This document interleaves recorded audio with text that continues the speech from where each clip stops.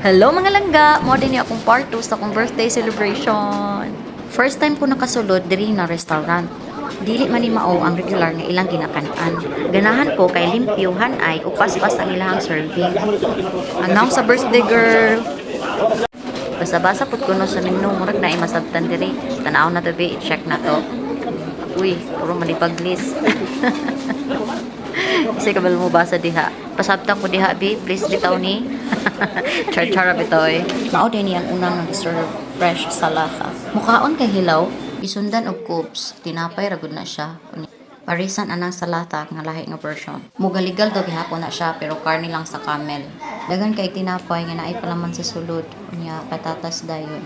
Wala na ko kaila ani mga pagkauna basta kainana na ilahang serving ilang presentation. Na-happy ug na-enjoy rabaya gihapon ko sa among dinner celebration. Bisan tuod og bag-o ni sa kuaning mga pagkauna, bag-o nga hulagway ug bag-o nga panglasa, apan lami kay siya mga langga. Isa gid ni sa di nako makalimtan nga malipayon nga kasinatian sa akong tibuok kinabuhi. Wa gyud ko magdahom nga magselebrar di ni sa akong adlaw nga natawhan. Nanguli gid mi nga busok og tiyan, tamis nga pahiyom ug malipayon nga dughan. Grabe gid kaayo ko ka mapasalamaton sa kahitasan. Thank you Lord.